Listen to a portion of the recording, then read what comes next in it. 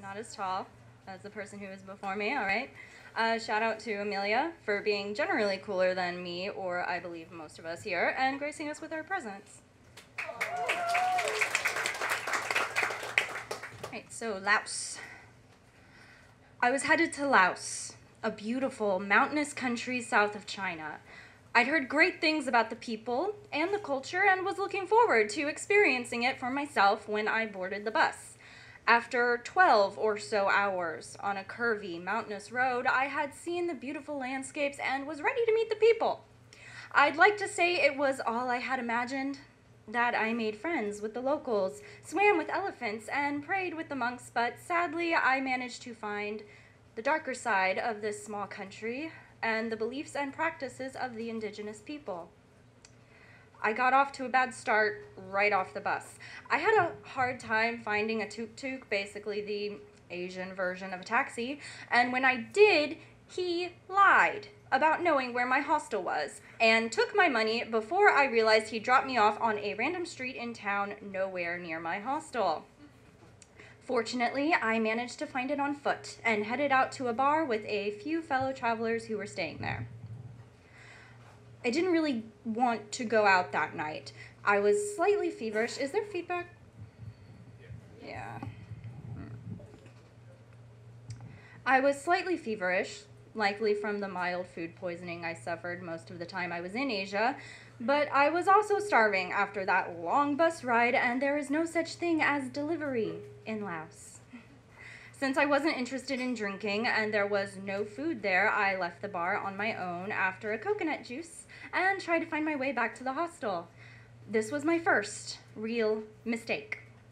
I had been chatting with the other travelers when we walked to the bar and hadn't paid much attention to the directions.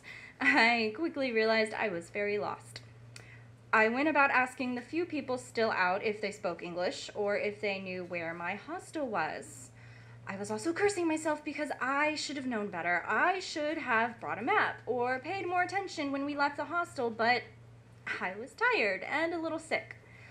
I was relatively calm, but so tired and so hungry. I theorized that I could probably sleep in a park or something if I had to. I'd also been in similar dire situations in China, and somehow things always worked out. After walking the same street at least twice, a young man pulled over on his scooter and asked if I needed help. He spoke English. I was so relieved. I told him my plight, and he said he knew where my hostel was and that he would take me there. I was a little apprehensive after my first tuk-tuk experience, but I was also getting desperate. I tried to assess the situation objectively. This young guy was smaller than me and looked to be about 16. He seemed harmless, and I thought I could take him in a fight, so I got on his scooter. I figured I could also always jump off if I started to get spooked. In China, I had been helped out by locals many times, and they always meant well, so my past experience told me this was going to be fine. Wrong. Things started off okay. He was driving slowly, and he seemed to be going in the right direction. I started recognizing temples and other landmarks. Wasn't this the way back to the bus station and not my hostel? I mentioned this to him, and he said he thought I looked hungry, and he was taking me to his sister's restaurant first. I was hungry, starving. Actually, how did he read me so well? Again, I assessed the danger. We were still going slow. I was hungry, and now I actually had the possibility of getting some food, so off to the restaurant we went. Yeah. I was relieved when we actually stopped at a restaurant, and he seemed to know everyone. We were quickly served some veggies and noodles. Fears abated. He was legit. We talked about our cultures as best as we could through broken English. He wondered how I was allowed to travel alone and told me how brave I was. All very typical conversation for me at this point in my traveling. He ordered some beers, and I tried to explain I wasn't feeling well and didn't want to drink, but he wouldn't take no for an answer. Laos beer is about like 3% alcohol, so I figured one wouldn't hurt. After the first beer, he went to the bathroom and when he returned, he moved to the seat next to me rather than across the table. Odd, but not really threatening. Then he said, "I want to have sex with you."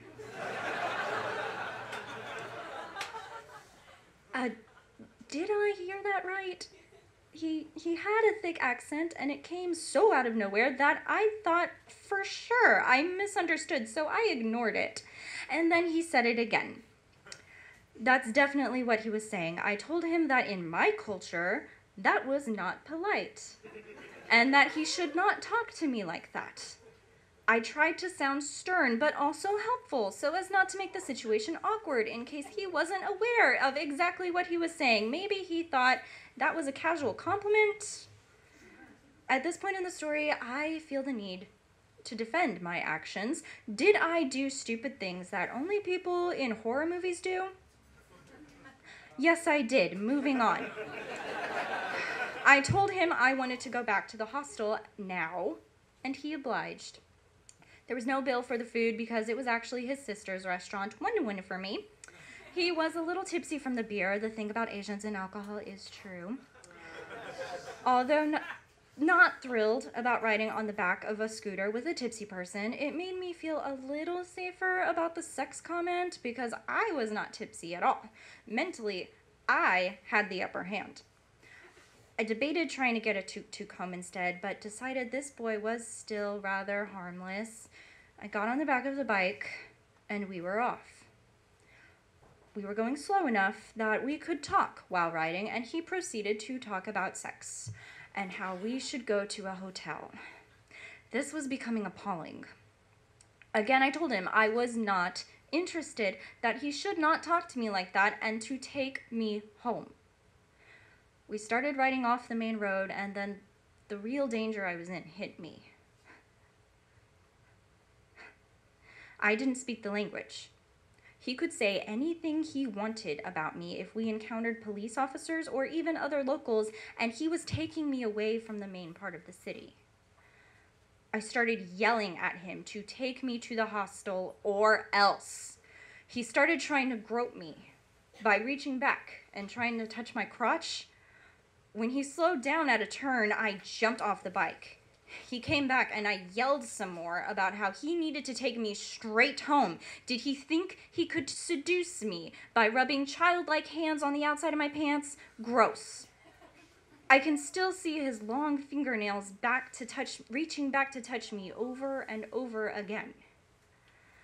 Each time I would smack his hand away and yell or jump off the bike again. I threatened to start yelling for help at the top of my lungs if he didn't go the right way, even though I wasn't entirely sure what the right way was or if anyone would understand me.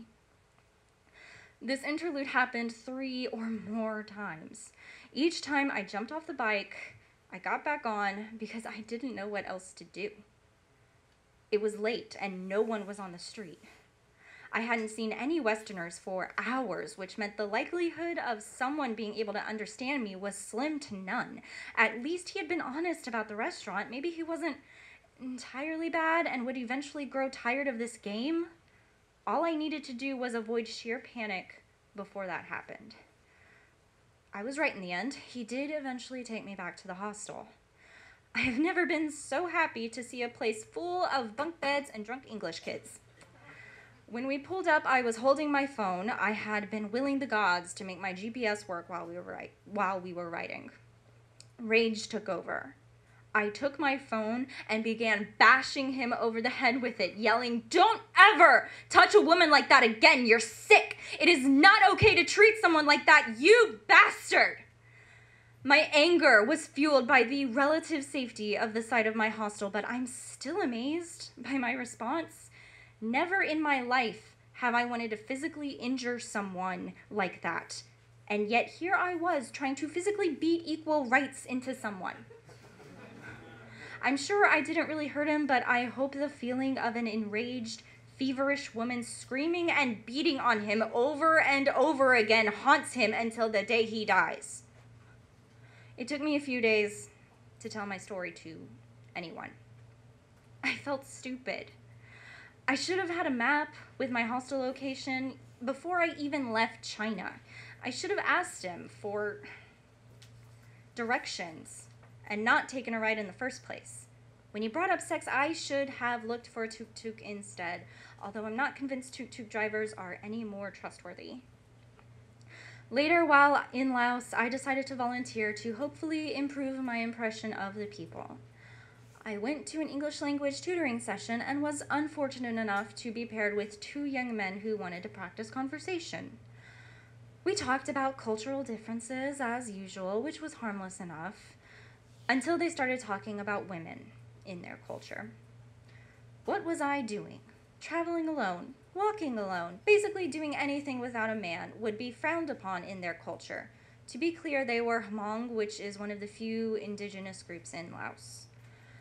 They talked to me about bride kidnapping, which is when a young woman is kidnapped, raped, and then forced to marry her rapist because he took her virginity. I had heard these stories before, but what struck me in their telling of it was the humor they found in it. I did not find it funny. These days it happens less and less there, but the fact that it happens at all, and these young, educated men who are the next generation are still laughing about it, disgusted me. In that moment, I felt the fight for feminism drain out of me. I didn't want to educate these boys. I wanted to just go home. I wanted to be safe without having to look over my shoulder or ask a man to walk me home. I wanted to not feel responsible for getting groped. Still, I explained that in my culture, I had the freedom to make my own decisions, and that if someone tried bride kidnapping in America, the rapist would be the criminal. I said this knowing this was not entirely true, but I wanted it to be. Thank you.